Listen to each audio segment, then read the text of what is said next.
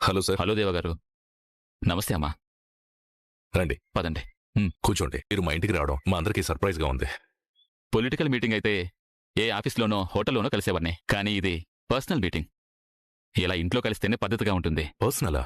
దేని గురించి? శుభకార్యం గురించి దేవేంద్ర. శుభకార్యమా? దేని గురించి సార్? చెప్తాను దేవేంద్ర. మీ చెల్లెలు. మా చెల్లెలు వసంత. నమస్కారం అండి. నమస్కారం అమ్మా. మీ అబ్బాయి వరుణ్ ఎక్కడా? వరుణ్, వరుణ్ ఏంటి మమ్మీ చెప్పు. ఒకసారి ఇలా రా. వీడే మా అల్లుడు ధనంజయ్ గారు. నమస్తే అండి. రా బాబు కూర్చో. దేవా, నేను స్ట్రైట్గా పాయింట్కి వస్తాను. చెప్పండి సార్. నాకు కూతురుంది, పేరు అతిథి. యుఎస్లో మాస్టర్స్ చేసింది. రీసెంట్గా ఇండియాకి వచ్చింది. తను మీ మేనల్లుడిని మ్యూచువల్ ఫ్రెండ్స్లో చూసిందంట. నువ్వు కూడా తనతో 2-3 సార్లు కాల్ మాట్లాడేవంట కదా?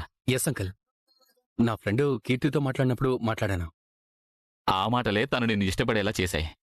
అందుకే తను నిన్ను పెళ్లి చేసుకోవాలని కోరుకుంటుంది. తను నీ గురించి అన్ని డీటెయిల్స్ చెక్ చేసుకుంది. వరుణే తనకి లైఫ్ పార్ట్నర్ అవ్వాలని డిసైడ్ అయిపోయింది. పెద్దరికానికి గౌరవం ఇచ్చి నన్నోసారి సంబంధం గురించి మాట్లాడరమ్మంది.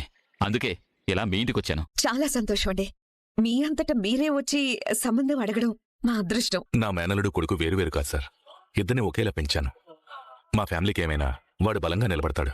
అందుకే అదృష్టం వాడిని వెతుకుంటూ వచ్చింది. ఏమంటావు? నీకు ఓకే కదా? సడన్ గా అడిగేసరికి సంతోషంతో షాక్ అయినట్టున్నాడు బావా. అయితే సరే మినిస్టర్ గారు, మాకు మ్యాచ్ ఓకే. చాలా సంతోషం దేవేంద్ర. Thank you.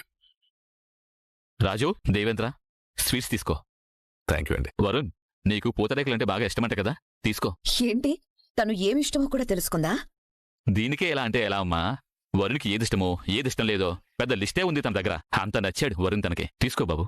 సరే దేవేంద్ర, మంచి రోజు చూసుకుని అమ్మాయితో పాటు ఇక్కడ భోజనంకి వస్తాం. మిగతావన్నీ ఆ రోజు మాట్లాడుకుందాం. తప్పకుండా సార్, ఎదురు చూస్తుంటాం. వస్తాను బాబు. నేను వస్తా పదండి. I love you Lohi.